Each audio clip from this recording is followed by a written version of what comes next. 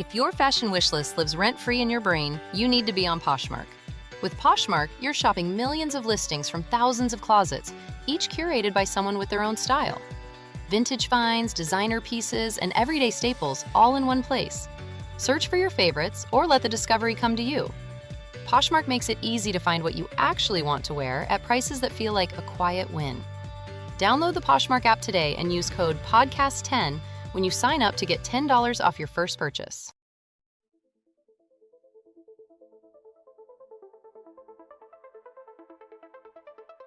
Hi, my name is Nikki, and I'm the daughter of a murdered woman. Welcome back to Papi Killed Mommy. Before we get started, trigger warning. This episode contains discussions of domestic violence, homicide, and other potentially distressing topics. The man discussed in these episodes is considered innocent until proven guilty in a court of law. Listener discretion is advised.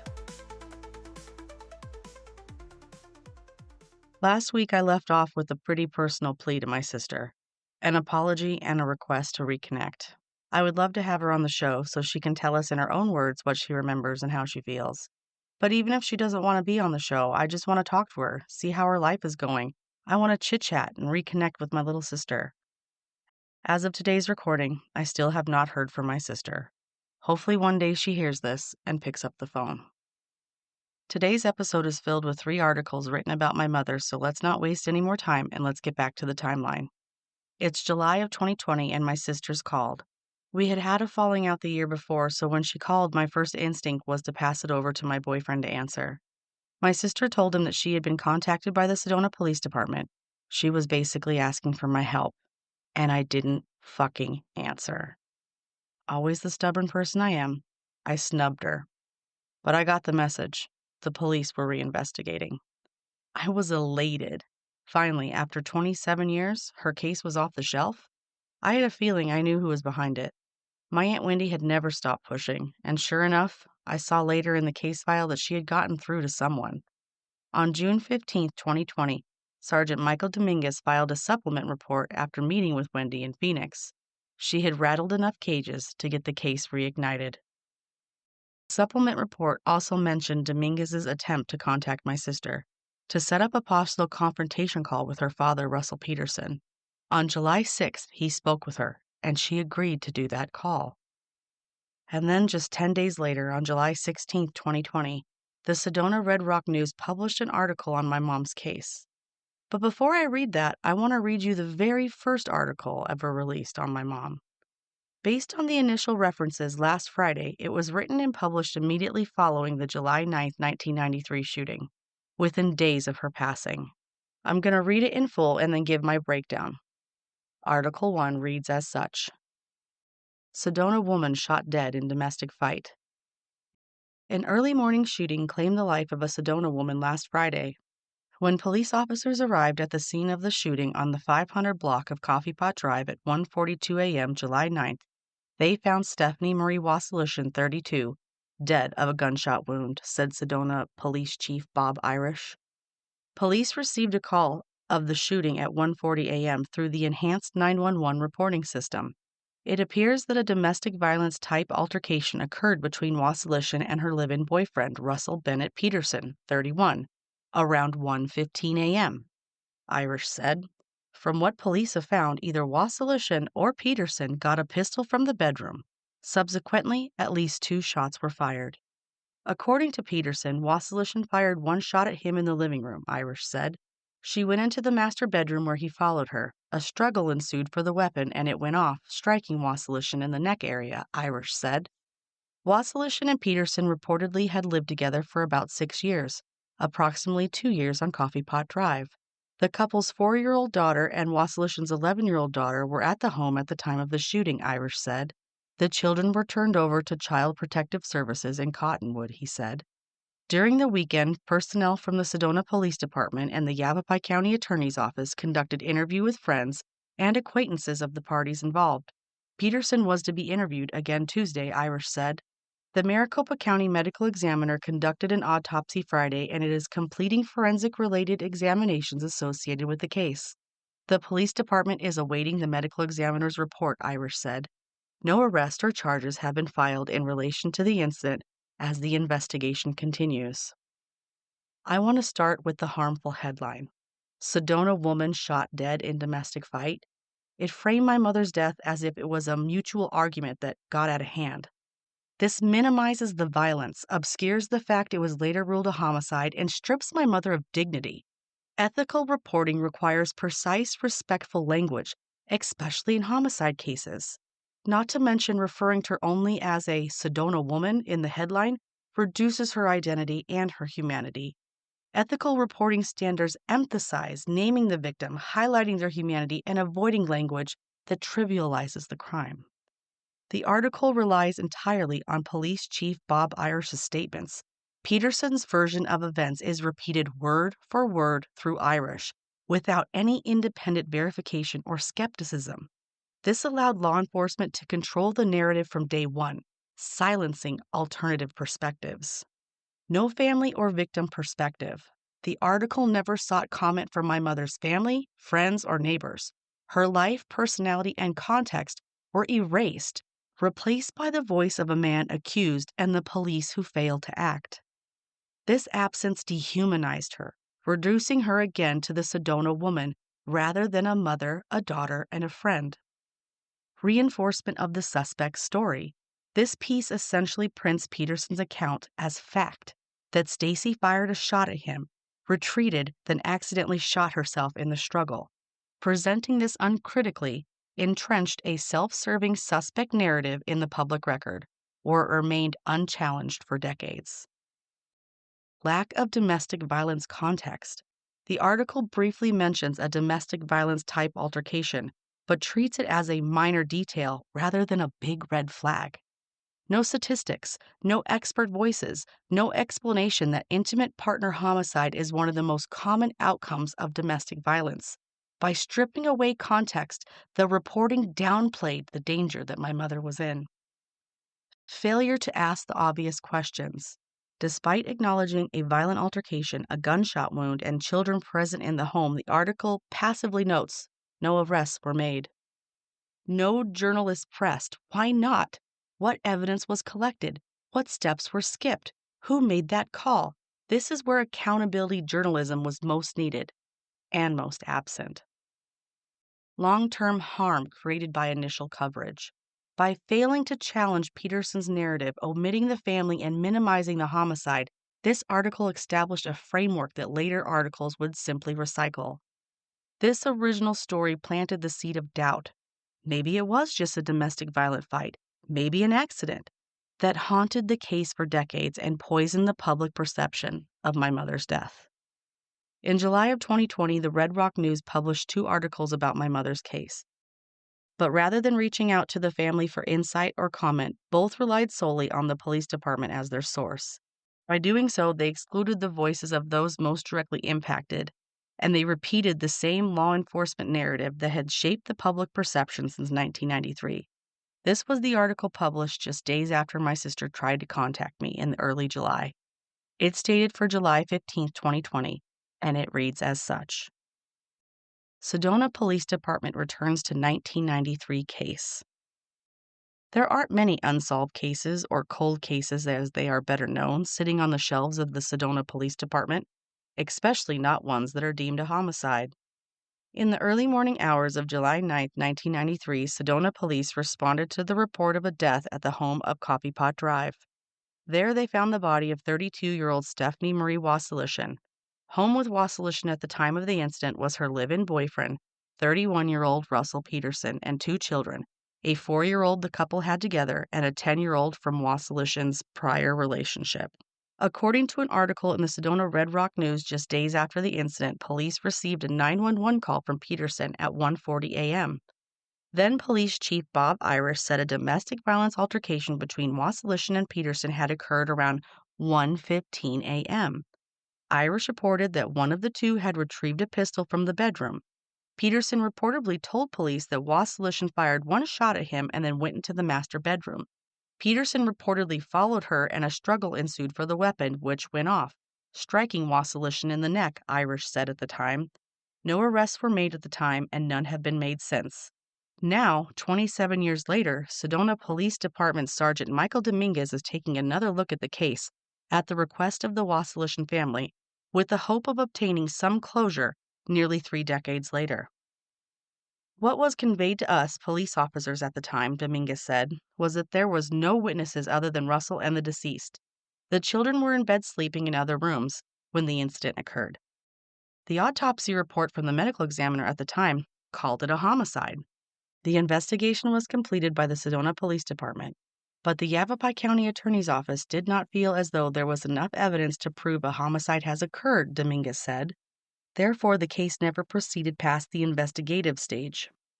With time and advancements in investigative training and technology, Wassilishan's family has asked the Sedona Police Department to reopen the investigation to see if homicide can be proven. Dominguez said the first thing he did when asked to take another look at the case was to immediately seek out cause of death. They, Wassilishan's family, want resolution because they firmly believe that this was a homicide and not a suicide, Dominguez said. With potential homicide cases, there is no statute of limitations, therefore an investigation can be reopened regardless of the amount of time that has passed. And the case is still considered an open investigation because the medical examiner stated the cause of death was homicide, yet it never went to court. Based on the evidence I see, there is more to the story than that of a suicide, Dominguez said. Can I tell you that this is a homicide with 100% certainty? No. In the upcoming weeks, Dominguez said he plans to meet with the prosecuting attorney's office, the medical examiner's office, and conduct further interviews, including an attempt to talk with Peterson. Dominguez said that he's read the case file, which consists of more than 400 pages, more than once. When reviewing it, he attempts to look at it through the eyes of an investigator in 1993, but then uses his skills and training to fill in any blanks. Training for investigators was completely different as it is opposed to now, he said. My job is to see if I can find something else or a different avenue or something that is different, a different perspective.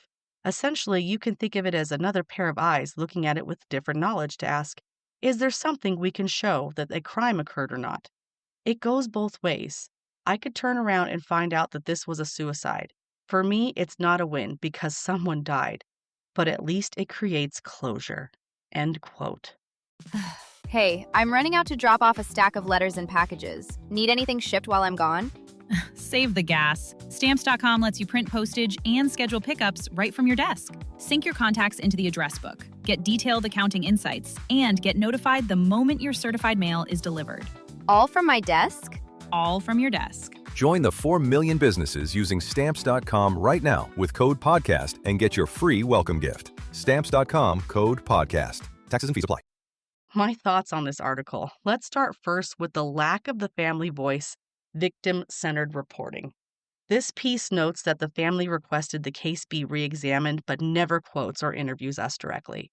Instead, the family is referred through the police, which strips us of our agency and silences our lived experience. Journalistic standards. The Society Professional Journalist Code of Ethics stress that victims' families should be heard, especially when their voices have been ignored. By excluding the family, the article minimizes our perspective and reduces us to a passing mention. Over-reliance on the police narrative. Nearly the entire article is sourced from the law enforcement past Chief Bob Irish's framing, Sergeant Dominguez's commentary, and the Sedona Police Department's interpretation of events. The story repeats Russell Peterson's 1993 account almost verbatim, without questioning its credibility, despite glaring contradictions, and domestic violence homicide ruling, and no arrest. A good journalist would balance police statements with other perspectives such as legal experts, domestic violence advocates, or independent investigators. The article repeats Peterson's self-serving story as fact. Stacy retrieved a gun, fired a shot, then accidentally died in a struggle. Nowhere does the article question why was no gunshot residue testing performed? Why weren't phone records subpoenaed? Why was the homicide ruling ignored by prosecutors? By simply reprinting the original claims, the newspaper reinforces a decades-old narrative that favors the suspect rather than interrogating flaws in the investigation. Misleading the framing of the case. This piece suggests ambiguity between homicide and suicide. It goes both ways, despite the medical examiner's ruling of a homicide. Presenting it as maybe suicide, maybe homicide, creates false equivalence. That framing undermines the official finding and misinforms the public about the seriousness of the case. Ethical journalism requires clarity. The death was ruled a homicide. Period. The open question is why no charges were ever filed, not whether it was a suicide. Failure to provide context on domestic violence. This article acknowledges a domestic violence altercation but treats it as a neutral deal, not a big red flag. It fails to provide statistics, expert insight, or context about how abusers claim it was an accident after a partner's suspicious death. Without context, readers are left with the police's original spin instead of understanding patterns of intimate partner homicide. Why was evidence deemed insufficient despite a homicide ruling? Who was responsible for that decision? Instead of pressing on accountability, the article softens the story into a closure narrative, as though the system simply did its best back then. That let law enforcement and prosecutors off the hook for a historic failure. In summary, this article fails because it silences the family, leans almost entirely on police sources, uncritically repeats a suspect's narrative, misleads the public by downplaying a homicide ruling, omits critical DV context, and avoids holding authorities accountable for decades of inaction. And there's still one more article to go. Published 12 days later on July 27th, the plot thickens as the Sedona Police Department doubles down in the final article. It reads as such. Sedona Police Department adds more pieces to the puzzle in 1993 death. Sergeant Michael Dominguez of the Sedona Police Department is attempting to put the pieces of a 3-decade-old puzzle together using little more than a 400-page document, attempting to bring some closure to the family of the deceased. On July 9, 1993, Sedona Police Department responded to the home on Coffee Pot Drive following the report of a death. There they found the body of 32-year-old Stephanie Marie Wassilishin. With her in the house at the time of the incident was her live-in boyfriend, 31-year-old Russell Peterson, and the 2 children, a 4-year-old the couple had together and a 10-year-old from Wassilishin's prior relationship. According to an article in the Sedona Red Rock News just days after the incident in 1993, police received a 911 call from Peterson at 1:40 a.m. Then Police Chief Irish said a domestic violence altercation between Wassilishin and Peterson occurred around 1:15 a.m. Peterson reportedly told police that Wassilishin fired one shot at him, then went into the master bedroom. He then reportedly followed her, and a struggle ensued for the gun. The gun went off, striking Wassilishin in the neck, Irish said at the time.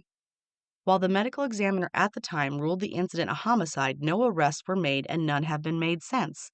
Dominguez said he went into the reopening of the case with an unbiased mind. However, in reviewing the report, he felt more than once that something happened that night that is not listed in the documents.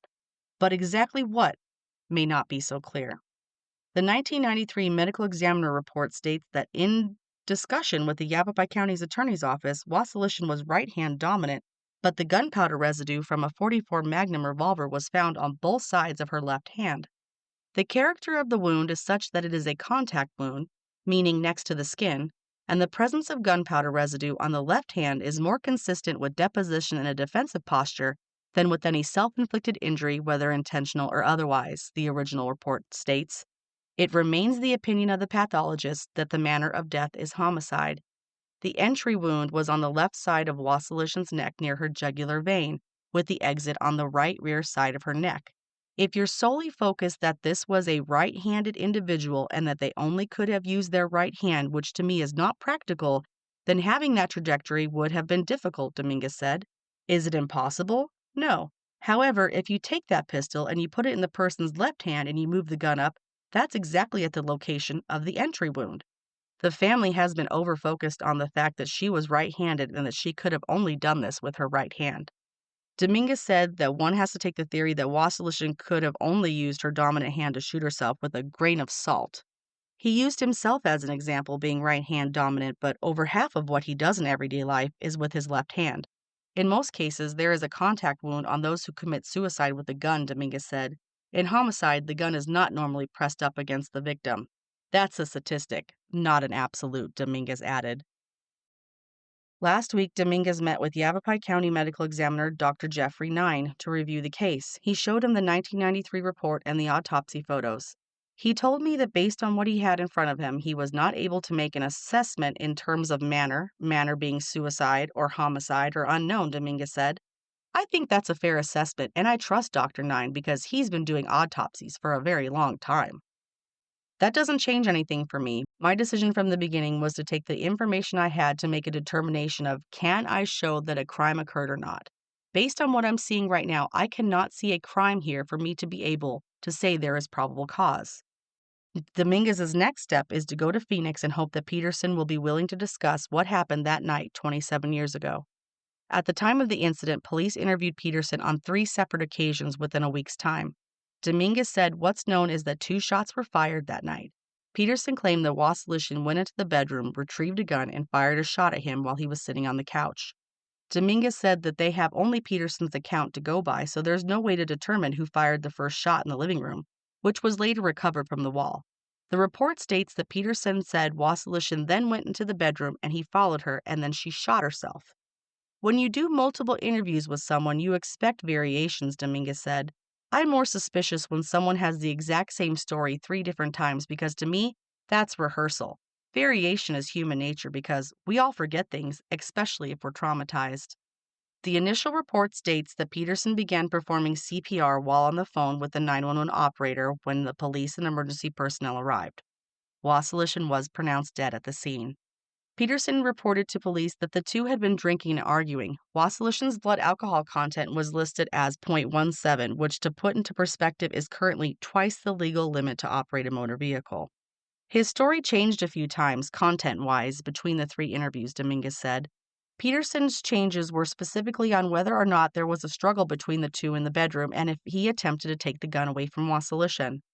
Once the initial police report investigation was complete, it was sent to the Yavapai County Attorney's Office for review to see whether or not an arrest should be made.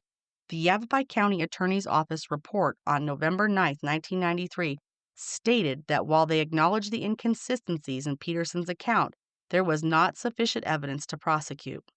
Can we prove that it's a homicide? Right now, I can't say that we can prove that, Dominguez said. From a legal sense, it's what can I prove? That's where I'm at right now. In the meantime, Dominguez said he will provide the evidence he has to the county attorney for review and opinion before the possibility of making any kind of formal request to pursue the case. I won't have a decision until I can prove it to myself because I'm the one who has to say there's probable cause, Dominguez said. I don't have that. There's too many inconsistencies. Short of a confession, I'm not sending this for prosecution. Everyone treats summer like it owes you happiness. Long days, pool parties, your best life on a loop. So what does it mean when you feel worse? The summer blues are real. It's why summer is one of the busiest stretches of the year for people starting therapy. Therapy is not only for when you're in crisis. Growth therapy is for all the moments when you decide you want more. More support, more clarity, more tools. Mental health isn't a destination you reach. It's something you build, and Grow makes that easier. Grow connects you with thousands of high-quality licensed therapists across the U.S., offering both virtual and in-person sessions, nights and weekends. You can search by what matters, like insurance, specialty, identity, or availability, and get started in as little as 2 days. There are no subscriptions, no long-term commitments. You just pay per session.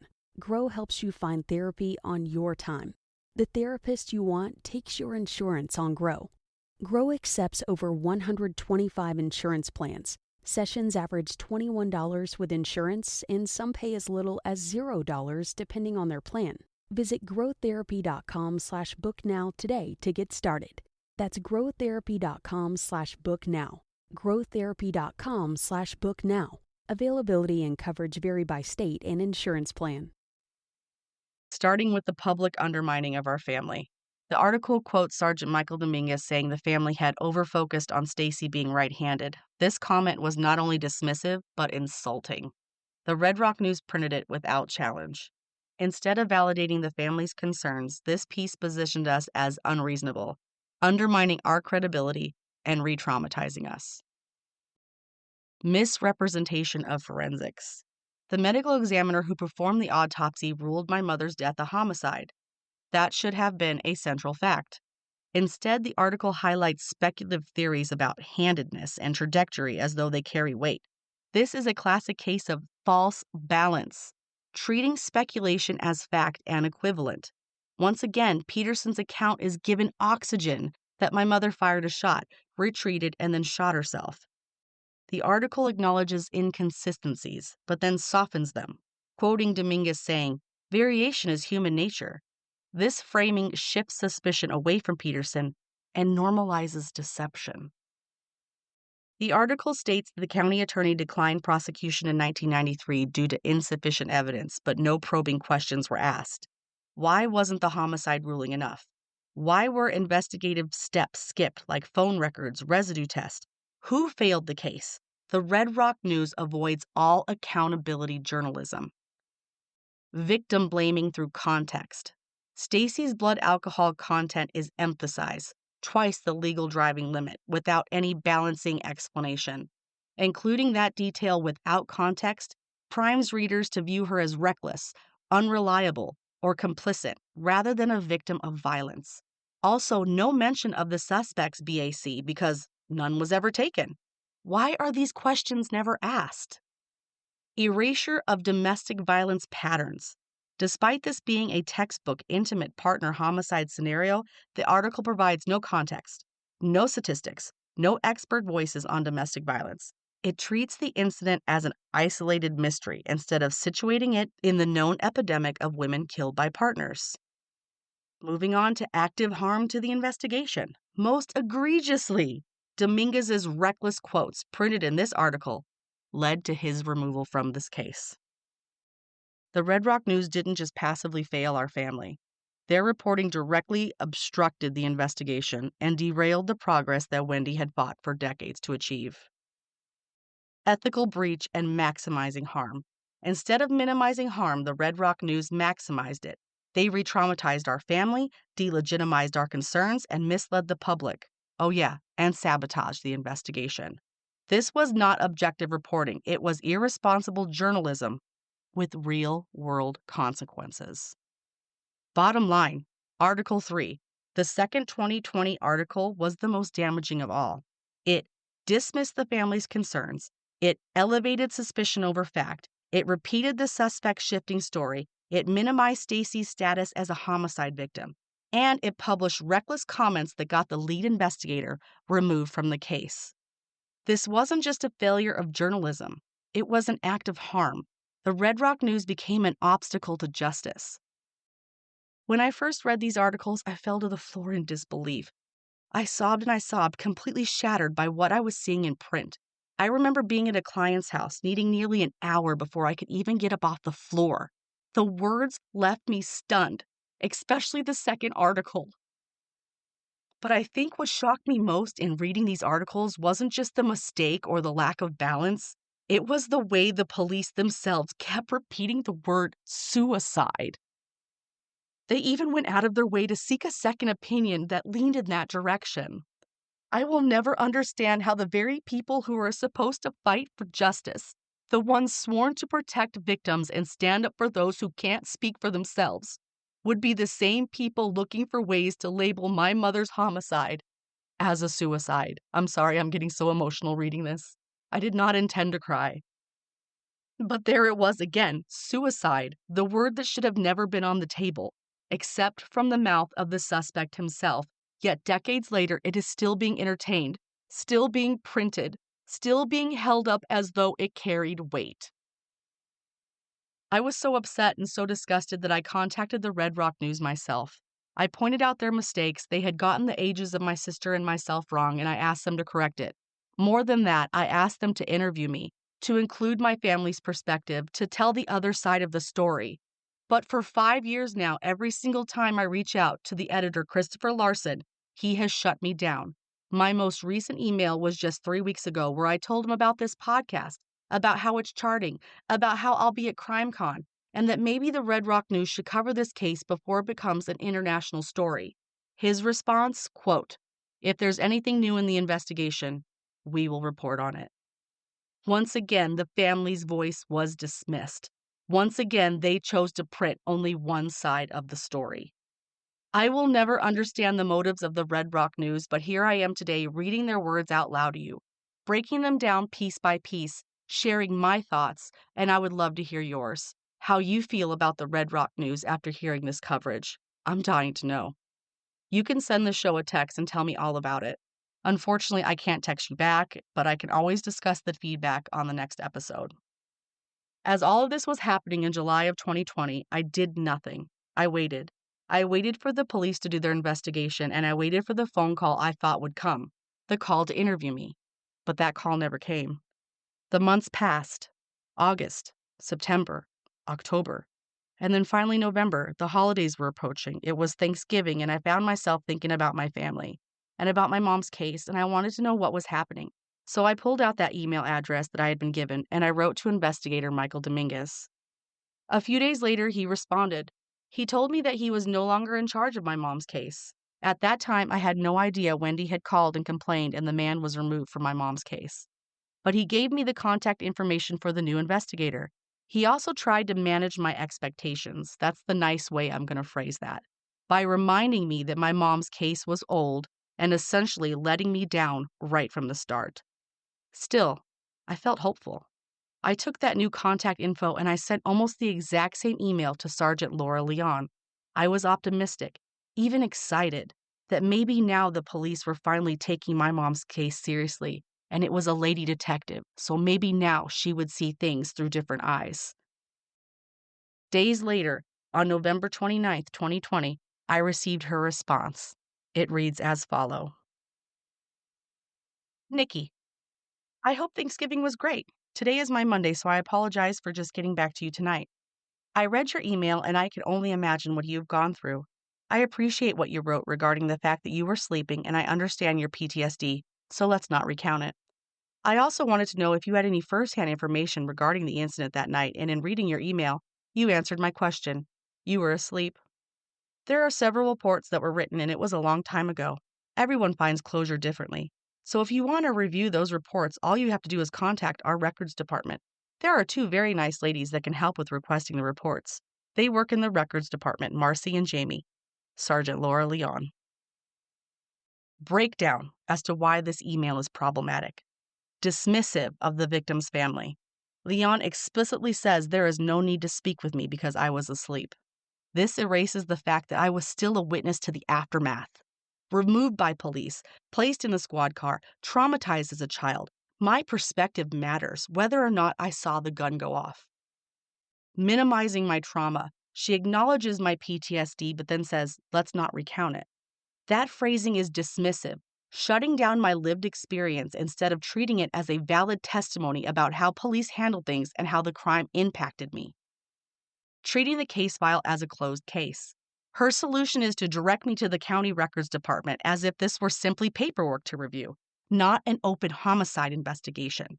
That shifts responsibility from the investigators and puts the burden on the victim's family. Hi, me. Language of closure. Saying everyone finds closure differently is deeply inappropriate. I can't stand being told that. Families of homicide victims don't get closure. They deserve justice.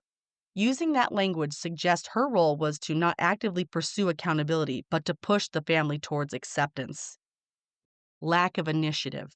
Nowhere in the email does she suggest next steps, share investigative progress, or offer to meet with me. Instead, the tone is final, almost bureaucratic. Your mom's case is old. Here are some reports. Good luck. I remember sitting at my desk that morning reading her email over and over again. It was clear she had no desire to talk to me.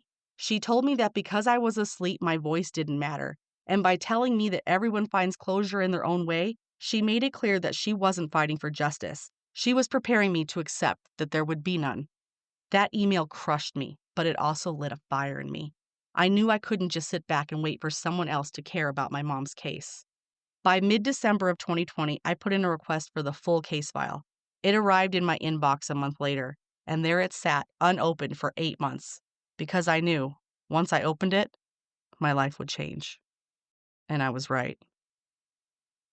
In this episode, we've seen how the Red Rock News and even the police themselves dismissed, minimized, and mishandled my mom's case, and how Laura Leon's email lit the fire that pushed me to act.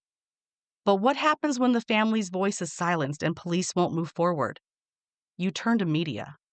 Next week in episode 9, Media Pressure, I'll take you to the moment I opened my mom's case file for the first time. I'll share how one Facebook post, a documentary student, and eventually an investigative reporter changed everything. And I'll tell you how my Aunt Wendy and I began to turn media attention into pressure the Sedona Police Department could no longer ignore. Because if law enforcement wasn't going to fight for my mom, I would, and I was about to learn just how powerful media could be. Thank you for listening to this episode of Papi Killed Mommy. This podcast is completely independent. No sponsors, no ads, just me sitting at my personalized studio working every week to bring my mom's story to you. I'm doing everything I can to keep this podcast ad-free, so if you'd like to support the show, there's a support the show button at the bottom of the story notes. Shout out to the newest supporter, Leanne. Woo-hoo. Thank you, Leanne. Leanne and David were also shoppers on Dickie Birdie's Amazon wish list, which that list is available in the story notes as well. They sent him a cute little stuffy and the note read, "This is one of my pup's favorite toys. I tripped on it this morning, in fact. Enjoy." That definitely gave me a giggle, and I thank you very much. Also, Heather and either Jonna or Johanna, I'm probably saying that really wrong, sent supplies for Dickie Birdie as well. Thank you. My boy is headed to CrimeCon in style, and he is going to steal the show. If you'd like to help get me to CrimeCon, I do have the GoFundMe still active and available. The money goes towards filling up the gas tank and making sure that we've got food for the road. The link is in the bio. And I promise I'll get those thank you cards out. I'm just running really behind. I've been sick with like a stomach bug for like 9 days, and I haven't forgotten any of you. Before I close today's episode, I need your help. I will link all of the emails and telephone numbers in the show notes, but please take a few minutes and do these 3 things. First, email the Yavapai County Attorney's Office and tell them it's time to take a closer look at this case. They let a murderer slip through their fingers in 1993, and for 3 decades, they have allowed a homicide ruling to sit without accountability. Demand that they act. Second, contact the Sedona Police Department. They have admitted this case is inactive, claiming that they are waiting for more evidence, but homicide investigations don't solve themselves while files collect dust. They need to make my mom's case active again, and they need to work on it. And third, and most importantly, I feel, I'm really passionate about it. Please contact the editor of the Sedona Red Rock News, Christopher Larson. Tell him to do his job. For decades, they have failed to tell both sides of the story. They've erased my family's voice, repeated the suspect's account unchallenged, published reckless speculation from police that directly harmed the investigation, and by doing so, they tainted the public's understanding of this case, even tainted the potential jury pool, and that is a serious failure of ethical journalism. Your voice matters. When local media refuses to give the full picture, it takes a community to demand accountability. I am begging you, send those emails, make those calls, and especially let the Red Rock News know that my family deserves better. This is how we bring the pressure. This is how we make them listen. And this is how we fight for justice for my mom. Thank you for listening.